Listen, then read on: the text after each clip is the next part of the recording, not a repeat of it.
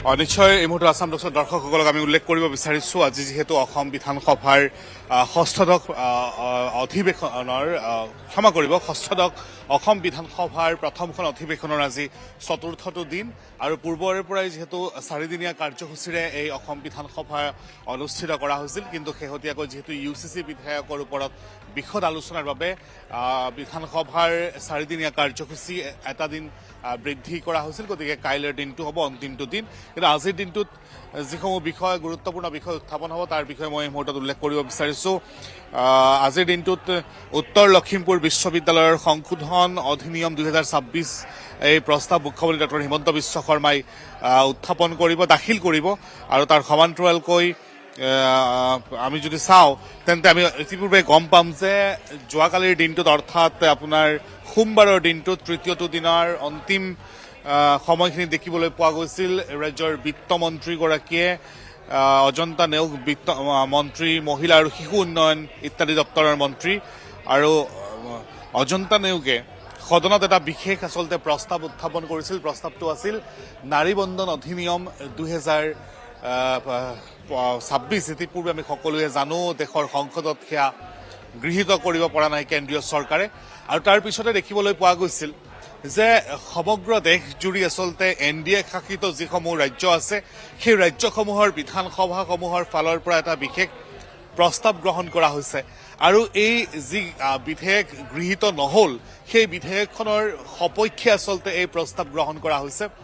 আৰু ব্যতিক্ৰম নহল অসম বিধানসভাও আমি দেখিবলৈ পাইছিলো সোমবাৰৰ দিনটোত মন্ত্ৰী অজন্তা নেওগে এই বিশেষ সংকল্প প্ৰস্তাৱ তেওঁ উত্থাপন কৰিছিল আৰু এই প্ৰস্তাৱৰ ওপৰত আজিৰ দিনটোত আলোচনা হ'ব আৰু তাৰ পিছতে এই প্ৰস্তাৱটো গ্ৰহণ হ'ব অসম বিধানসভাত আমি সকলোৱে জানো যে যি আচলতে নাৰী বন্ধন অধিনিয়ম 2026 সেয়া ইতিপূৰ্বে বাতিল হৈছে আৰু তাৰ কাৰণটো হ'ল বিজেপিয়ে ক'ব বিচাৰিছে যে বিৰোধী আচলতে তেওঁলোকে নাৰীৰ বিৰুদ্ধে তেওঁলোকে ব্যৱস্থা তেওঁলোকে আচলতে নাৰীৰ বিৰুদ্ধে তেওঁলোকে এক প্ৰকাৰৰ ব্যৱহাৰ কৰিছে নাৰী বিৰোধী বুলি বিজেপিয়ে বিৰোধীসকলক জগৰীয়া কৰিছে কাৰণ সংসদত এই বিধেয়কখন আচলতে গৃহীত নোহোৱাৰ পিছতেই দেশজুৰি দেখিবলৈ পোৱা গ'ল যে বিজেপিয়ে যি কংগ্ৰেছেই হওক বা সমাজবাদী পাৰ্টিকে ধৰি পশ্চিমবংগত তৃণমূল কংগ্ৰেছৰ বিৰুদ্ধেও ব্যাপক তেওঁলোকে এক ইস্যু কৰা পৰিলক্ষিত হৈছিল আৰু কাৰ্যত জনতাই এই ইস্যু পশ্চিমবংগ নিৰ্বাচনত গ্ৰহণো কৰিছিল তাৰ বিপৰীতে বিৰোধীয়ে বাৰম্বাৰ কৈ আহিছে যে নাৰী যি বন্ধন অধিনিয়ম সেই অধিনিয়মখনৰ জৰিয়তে 33% ৰিজাৰ্ভেশ্যন মহিলাক দিব বিচৰা হৈছে সংৰক্ষণ দিব বিচৰা হৈছে মহিলাক সংৰক্ষণ দিয়াত কোনো এটা ৰাজনৈতিক দলৰ কোনো আচলতে তেওঁলোকৰ কোনো প্ৰব্লেম নাই তেওঁলোকৰ কোনো অসুবিধা নাই কেৱল বিজেপিয়ে এই নাৰী সংৰক্ষণৰ অচিলাত আচলতে সমষ্টি পুনৰ নিৰ্ধাৰণ কৰিব বিচাৰিছে আৰু এই সমষ্টি পুনৰ নিৰ্ধাৰণটো তেওঁলোকৰ মতেই কৰিব বিচাৰিছে আৰু যাৰ বিৰোধিতাৰে তেওঁলোকে আচলতে সংসদত এই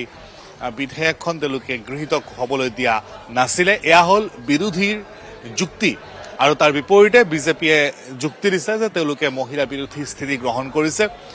কংগ্ৰেছ সহ বিৰোধীয়ে আচলতে নিবিচাৰে যে দেশৰ সংসদত দেশৰ সদনত 33% মহিলাৰ কাৰণে সংৰক্ষণ হওক দেশৰ মহিলা নাৰী শক্তি ওলাই আহক দেশৰ নাৰী শক্তি সংসদলৈ নিৰ্বাচিত হওক দেশৰ নাৰী শক্তি বিধানসভাসমূহলৈ নিৰ্বাচিত হওক সেয়া বিৰোধীয়ে নিবিচাৰে বুলি শাসকীয় পক্ষৰ ফালৰ পৰা আচলতে অভিযোগ কৰা হয় তেনেস্থলত মই পুনৰবাৰ উল্লেখ কৰিব বিচাৰিছো সংসদত এই বিশেষ বিধেয়কখন গৃহীত নোহোৱাৰ পিছতেই এনডিএ শাসিত যিসমূহ ৰাজ্য আছে সেই ৰাজ্যসমূহৰ বিধানসভাসমূহত বিশেষ প্ৰস্তাৱ গ্ৰহণ কৰা হৈ আছে আৰু ব্যতিক্ৰম নহল অসম বিধানসভাও আৰু আজিৰ দিনটোত এই বিষয়টোক লৈ অসম বিধানসভাৰ মজিয়াতো প্ৰস্তাৱ গ্ৰহণ কৰাৰ পূৰ্ণ সম্ভাৱনা আছে আৰু ধাৰণা কৰা হৈছে যে আচলতে সমগ্ৰ দেশৰ বিভিন্ন ৰাজ্যসমূহৰ পৰা যেতিয়া প্ৰস্তাৱসমূহ এইদৰে প্ৰেৰণ কৰা হ'ব কেন্দ্ৰলৈ তেতিয়া কেন্দ্ৰই হয়তো পুনৰবাৰ এই বিধেয়কখন দেশৰ সংসদৰ মজিয়াত তেওঁলোকে উত্থাপন কৰাৰ পূৰ্ণ সম্ভাৱনা আছে আৰু এইবাৰ হয়তো তেওঁলোকে জইণ্ট পাৰ্লামেণ্টাৰী ছেছনৰ আহ্বান কৰি আচলতে যৌথ যি আচলতে সদনৰ আহ্বান কৰি আচলতে তেওঁলোকে এই বিধেয়কখন পুনৰ এবাৰ উত্থাপন কৰাৰ সম্ভাৱনা আছে বুলি বিভিন্ন মহলে দাবী কৰিব বিচাৰে কিন্তু সেয়া যিয়েই নহওক আজিৰ দিনটোত বিষয়টোক লৈ বিতৰ্ক হ'ব আৰু শাসকীয় পক্ষই নিজৰ যি আচলতে ফালৰ পৰা যি তেওঁলোকৰ মতামত সেয়া সদনৰ মজিয়াত বক্তব্য ৰাখিব তাৰ বিপৰীতে বিৰোধীৰ ফালৰ পৰাও তেওঁলোকৰ নিজৰ নিজৰ মতামত ৰখা হ'ব আৰু তাৰ পিছতে অসম বিধানসভাত সেয়া হয়তো ধ্বনি ভোটত আজিৰ দিনটোত গৃহীত হ'ব তাৰ সমান্তৰালকৈ আমি সকলোৱে ইতিপূৰ্বে গম পাইছোঁ সোমবাৰৰ দিনটোত বহুল চৰ্চিত আচলতে UCC বিধেয়কখন উত্থাপন কৰা হৈছে অসম বিধানসভাৰ মজিয়াত UCC বিল 2026 ইতিপূৰ্বেই মন্ত্ৰী অতুল বৰাই উত্থাপন কৰিছে মুখ্যমন্ত্ৰী ডক্টৰ হিমন্ত বিশ্ব শৰ্মাৰ হৈ আৰু UCCৰ ভিতৰত আচলতে কি থাকিব UCCক লৈ নাৰীৰ ক্ষেত্ৰত আচলতে নাৰীৰ অধিকাৰৰ ক্ষেত্ৰত কি কঠোৰ ব্যৱস্থা থাকিব সেয়া আমি ইতিপূৰ্বে দৰ্শকসকলক বুজাইছোঁ সেয়া জনাইছোঁ লিভ ইন ৰিলেশ্যনক লৈও গুৰুত্বপূৰ্ণ নিৰ্দেশনা আছে এতিয়াৰ পৰা আপুনি বিবাহ সম্পন্ন নকৰাকৈ যদি আপুনি লিভ ইন ৰিলেশ্যনত আচলতে থাকে সুৰভি তেতিয়াহ'লে আপুনি পঞ্জীয়ন কৰিব লাগিব আৰু লিভ ইন ৰিলেশ্যনত থকাৰ পিছত যদি আপোনালোকৰ সেই সম্পৰ্কটো বিচ্ছেদ হয় আৰু একপক্ষীয়ভাৱে যদি সেয়া বিচ্ছেদ হয় তেন্তে ক্ষতিপূৰণো বিচাৰিব পাৰিব গতিকে এই সমগ্ৰ বিষয়সমূহ UCCৰ ওপৰত বিতং ৰূপত আচলতে আলোচনাৰ বাবে কাইলৈৰ দিনটোত ধাৰ্য কৰা হৈছে কাইলৈৰ দিনটোত UCCৰ ওপৰত বিতং বা বিস্তৃত ৰূপত আলোচনা হ'ব ইতিপূৰ্বে উল্লেখ কৰিব লাগিব মন্ত্ৰী অতুল বৰাই যেতিয়া আচলতে বিধেয়কখন উত্থাপন কৰিছিলে সেই সময়তে কংগ্ৰেছৰ ফালৰ পৰা কোৱা হৈছিল যে এই বিধেয়কখন সদনত উত্থাপন কৰাৰ পূৰ্বে এই বিধেয়কখন আচলতে বহল ৰূপত বা বহলভাৱে এই বিধেয়কখনক লৈ সদনৰ বাহিৰত আলোচনা হ'ব লাগিছিল আচলতে বিভিন্ন দল সংগঠনেৰে আলোচনা হ'ব লাগিছিল বিভিন্ন ৰাজনৈতিক দলৰে আলোচনা হ'ব লাগিছিল কিন্তু তাৰ পিছতে দেখিবলৈ পোৱা গৈছিল যে সদনত আচলতে এই অধ্যক্ষই এই সমগ্ৰ বিষয়টো ধ্বনি ভোটৰ জৰিয়তে খাৰিজ কৰিছিল আৰু তাৰ পিছতেই সদনত এই বিশেষ বিধেয়কখন উত্থাপন কৰা হৈছিল কাইলৈ যিহেতু বিধেয়কখনৰ ওপৰত বিস্তৃত আলোচনা হ'ব আৰু তাৰ পিছত যদি কাইলৈৰ দিনটোত এই বিধেয়কখন গৃহীত হ'ব যাৰ সম্ভাৱনাই এই মুহূৰ্তত নিশ্চিত বা অধিক কাৰণ আমি সকলোৱে গম পাইছোঁ শাসকীয় পক্ষৰ হাতত পৰ্যাপ্ত সংখ্যাই নহয় পৰ্যাপ্ত সংখ্যাতকৈ বহু বেছি সংখ্যা এই মুহূৰ্তত আছে তেনেস্থলত এই বিধেয়কখন যে গৃহীত হ'ব সেয়া নিশ্চিত আৰু এই বিধেয়কখন গৃহীত হ'লে অসম দেশৰ চতুৰ্থখন ৰাজ্যলৈ পৰিণত হ'ব আমি যদি চাওঁ প্ৰথমে এই বিধেয়কখন উত্থাপন কৰা হৈছিল উত্তৰাখণ্ডত তাৰপিছত উত্তৰাখণ্ডত সেয়া গৃহীত কৰা হৈছিল তাৰপিছত গুজৰাটত এই বিধেয়কখন উত্থাপন কৰা হৈছিল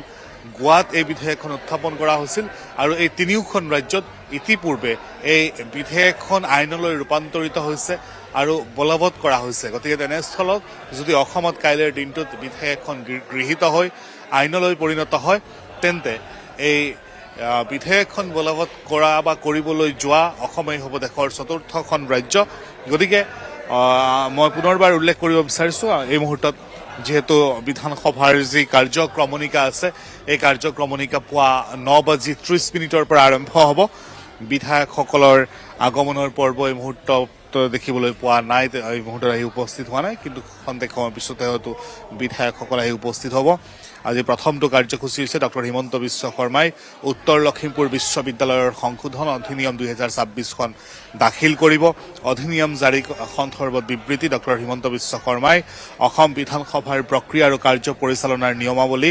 69(1) নিয়মৰ অধীনত উত্তৰ লখিমপুৰ বিশ্ববিদ্যালয় সংশোধন অধিনিয়ম 2026ৰ জৰিয়তে তৎকালীনভাৱে বিধায়ন প্ৰণয়ন কৰিবলগীয়া হোৱা পৰিস্থিতিৰ প্ৰয়োজনীয়তা ব্যাখ্যা কৰি বিবৃতি প্ৰদান কৰিব বুলি উল্লেখ কৰা হৈছে আৰু তাৰ সমান্তৰালকৈ উত্থাপন কৰিবলগীয়া বিধেয়ক ডক্টৰ হিমন্ত বিশ্ব শৰ্মা মুখ্যমন্ত্ৰী অসমে উত্তৰ লখিমপুৰ বিশ্ববিদ্যালয় সংশোধন বিধেয়ক 2026খন উত্থাপন কৰিবলৈ অনুমতি বিচাৰিব লগতে বিধেয়কখন উত্থাপন কৰা হ'ব তাৰপিছতে ৰাজ্যপালৰ ভাষণৰ ওপৰত ধন্যবাদসূচক প্ৰস্তাৱ 22 মে 2026ত শ্ৰী বিশ্বজিৎ ফুকন আৰু উত্থাপন কৰা সুশান্ত বৰগোহাঁয়ে সমৰ্থন কৰা নিম্নলিখিত প্ৰস্তাৱটো অধিক বিবেচনা কৰা হ'ব আমি এই মুহূৰ্তত দেখিবলৈ পাইছোঁ বিধায়কসকলৰ আগমনৰ পৰ্ব এই মুহূৰ্তত দেখিবলৈ পোৱা গৈছে আৰম্ভ হৈছে আৰু মই ভিক্টৰ দাসক দেখিছোঁ মই অকণমান আপোনাৰ সৈতে বাৰ্তালাপ কৰাৰ চেষ্টা কৰিম এই মুহূৰ্তত আপুনি আগমন কৰিছে আপুনি সদায় সোনকালে আহে অসমতকৈ আগত আহিলে নিজৰো ভাল লাগে আহিবলৈ চেষ্টা কৰোঁ আৰু এতিয়ালৈকে কোৱাৰ্টাৰ দিয়া হোৱা নাই গতিকে মই সমষ্টিৰ পৰা অহা যোৱা কৰি আছোঁ ৰাতিপুৱা 6টা বজাতে ওলাওঁ 9টা বজাত পাই যাওঁ আহি গুৱাহাটীত ভাড়া কৰিব বিচৰা নাই নাই বিচৰা বেছি দূৰ নহয় সমষ্টি ইয়াৰ পৰা 1.5 ঘণ্টা লাগে দেখিবলৈ পোৱা গৈছে যে কালিৰ দিনটোত সোমবাৰৰ দিনটোত মন্ত্ৰী অজন্তা নেওগে নাৰী বন্ধন অধিনিয়মৰ ওপৰত আপোনালোকৰ সংকল্প প্ৰস্তাৱ উত্থাপন কৰিছে। আজিৰ দিনটোত বিষয়টোক লৈ চৰ্চা হ'ব, কি ক'ব বিষয়টো? আমি ভাৰতবৰ্ষত আমাৰ বেদতো উল্লেখ আছে যে ইয়াত্ৰা নাৰীস্তু পূজ্যন্তে ৰমন্তে তত্ৰ দেৱতা। এইখন দেশত মহিলাক সন্মান কৰা হয় আৰু মহিলাক আমি দেৱী হিচাপে জ্ঞান কৰোঁ। গতিকে এইখন দেশত মহিলাই অধিকাৰ পাব লাগে, ৰাজনৈতিক অধিকাৰ পাব লাগে। আমাৰ ভাৰতবৰ্ষত প্ৰায় 71 কোটি মহিলা আছে। যদি 71 কোটি মহিলাই ৰাজনৈতিকভাৱে স্বাৱলম্বী নহয়, ক'ৰবাত দেশখন আগুৱাই যোৱাৰ ক্ষেত্ৰত বিভিন্ন ধৰণৰ অসুবিধা আহিব পাৰে। গতিকে আমি বিচাৰোঁ বা আমি মনে প্ৰাণে বিচাৰোঁ ৰাজনৈতিকভাৱে মহিলাসকল শক্তিশালী হ'ব লাগে, স্বাৱলম্বী হ'ব লাগে। বিৰোধীয়ে কৈছে যে নহয়, আপোনালোকে মহিলাৰ আচলতে অচিলাত ডিলিমিটেশ্যন কৰিব বিচাৰিছে আৰু আপোনালোকৰ মতে কৰিব বিচাৰিছে, যাৰ কাৰণে বিৰোধিতা কৰিছে। ডিলিমিটেশ্যন এটা গণতান্ত্ৰিক বিষয়। প্ৰথম 1951 চনত, 1961 চনত, 1971 চনত বিগত 5টা দশক কংগ্ৰেছ দলে উদ্দেশ্য প্ৰণোদিতভাৱে এই ডিলিমিটেশ্যন নকৰিলে। আৰ্টিকল 81 আৰু আৰ্টিকল 82 এই প্ৰভিজন আছে, যিটো নেকি আমাৰ লোকসভাৰ ষ্ট্ৰাকচাৰ বা আমাৰ আৰ্টিকল 81ত মানে ইকুৱেল ৰিপ্ৰেজেণ্টেশ্যন, আৰ্টিকল 82ত ইকুৱেল ৰিএৰেঞ্জমেণ্ট, এইবিলাক বিষয় যিহেতু সংবিধানে প্ৰাৱধান আছে, সাংবিধানিক প্ৰাৱধান আছে, কৰাৰ অসুবিধা ক'ত? আমাৰ যেতিয়া 1971 চনত শেষৰবাৰ যেতিয়া আমাৰ ডিলিমিটেশ্যন হৈছিলে, তেতিয়া ভাৰতৰ জনসংখ্যা আপোনাৰ প্ৰায় 57 ক্ৰ'ৰমান আছিলে। গতিকে আজি ভাৰতবৰ্ষৰ জনসংখ্যা আপোনাৰ 140 কোটি আৰু তাতে মহিলাৰ জনসংখ্যা প্ৰায় 71 কোটি। গতিকে মহিলাসকলক সন্মান দিবলৈ হ'লে, ৰাজনৈতিকভাৱে স্বাৱলম্বী কৰিবলৈ হ'লে ডিলিমিটেশ্যন কৰিব লাগিব। এইটো কোনো ৰাজনৈতিক উদ্দেশ্য আগত ৰাখি এই বিলখন আনিব বিচৰা নাই। UCCক লৈ কি ক'ব সেইবাৰ জানিব বিচাৰিছে? মুখ্যমন্ত্ৰীয়ে কৈছে যে সময়ৰ আহ্বান আছিলে। UCC সময়ৰ আহ্বান সকলো মানে UCCৰ বিষয়ে মূল 4টা বিষয় লৈ পেলাই UCCখন মানে 4টা খুব গুৰুত্বপূৰ্ণ বিষয় আছে। পলিগেমি হ'ব নালাগে, চাইল্ড মেৰিয়েজ হ'ব নালাগে, আৰু লিভ ইন ৰিলেশ্যনৰ ক্ষেত্ৰত যাতে ৰেজিষ্ট্ৰেশ্যন হয় আৰু ল'ৰাই যিখিনি সুবিধা পায় ঘৰৰ ছোৱালীজনীও সেইখিনি সুবিধা পাবলৈ ইয়াত এইখিনি কৰাত অসুবিধা ক'ত? আৰু স্বায়ত্ব পৰিষদীয় অঞ্চলবিলাক ইয়াৰ পৰা এই আওতাৰ বাহিৰত থাকিব বুলি মুখ্যমন্ত্ৰী মহোদয় ঘোষণাই কৰিছে। গতিকে মই ভাবোঁ ইয়াক লৈ চিন্তা কৰাৰ প্ৰয়োজন নাই, সকলোৱে সমান অধিকাৰ পাব। কংগ্ৰেছে যে বিৰোধিতা কৰি আছে তাৰ কাৰণটোনো কি? কিয় বিৰোধিতা? ট্ৰিপল তালাকৰ কাৰণে তেখেতসকলক কি বুলি ক'ম আৰু, চাবানুৰ কেছটো আপোনালোকে জানেই। গতিকে ট্ৰিপল তালাক এতিয়া এই বিষয়টোৰ লগত ট্ৰিপল তালাকো জড়িত হৈ আছে। গতিকে তেখেতসকলৰ যিটো নেকি চাৰিয়া ল' আছে, চাৰিয়া লৈ বেলেগ কথা তেখেতসকলক শিকায় আৰু ভাৰতৰ সংবিধানখনক আন্তৰিকতাৰে ক'ৰবাত তেখেতসকলে মানে গ্ৰহণ কৰিব নোৱাৰে। আজি আমাৰ ইয়াতে অসম বিধানসভাৰ মজিয়াতে চাওক, কংগ্ৰেছ দলক কোনে প্ৰতিনিধিত্ব কৰি আছে? যিচাম ব্যক্তিয়ে কংগ্ৰেছ দলক প্ৰতিনিধিত্ব কৰি আছে তেখেতসকলৰ কাৰণে সংবিধানখন গুৰুত্বপূৰ্ণ নহয়। যিখন মুছলিম যেনেকৈ ল', সেই ল'খিনিয়ে তেখেতসকলৰ কাৰণে অধিক গুৰুত্বপূৰ্ণ আৰু সেইকাৰণে তেখেতসকলে UCCখন ইয়াৰ তুষ্টিকৰণৰ কাৰণে তেওঁলোকে হয় একদম 100%। আমি বিচাৰোঁ যে এপিচমেণ্ট হ'ব নালাগে, appeasement for none, justice to all. তোষামোদ হ'ব নালাগে, এপিচমেণ্ট হ'ব নালাগে, সকলোৱে সমান ন্যায় পাব লাগে। আমি সেইটোৱে বিচাৰোঁ। ধন্যবাদ জ্ঞাপন কৰিছোঁ। এয়া আছিলে গুৰেশ্বৰ সমষ্টিৰ বিধায়ক ভিক্টৰ দাস। আমি এই মুহূৰ্তত আপোনালোকক দেখুৱাইছোঁ সামগ্ৰিক পৰিৱেশ, আৰু এই মুহূৰ্তত যিহেতু বিধায়কসকলৰ যি আগমন পৰ্ব, সেই আগমন পৰ্ব এই মুহূৰ্তত আৰম্ভ হৈছে। আমি যি কাৰ্যসূচী আছে সেই কাৰ্যসূচীলৈ আৰু মাত্ৰ কিছু সময় বাকী, যিহেতু 9:30 পৰা আচলতে আজিৰ দিনটোৰ 4ৰ্থ দিনৰ কাৰ্যসূচী আৰম্ভ হ'ব আৰু তাৰ পূৰ্বৰ দৃশ্য আমি এই মুহূৰ্তত দেখুৱালোঁ। আমি আপোনালোকক গুৰেশ্বৰ সমষ্টিৰ বিজেপি বিধায়ক ভিক্টৰ কুমাৰ দাসৰ সৈতে বাৰ্তালাপ কৰি আপোনালোকক দেখুৱালোঁ।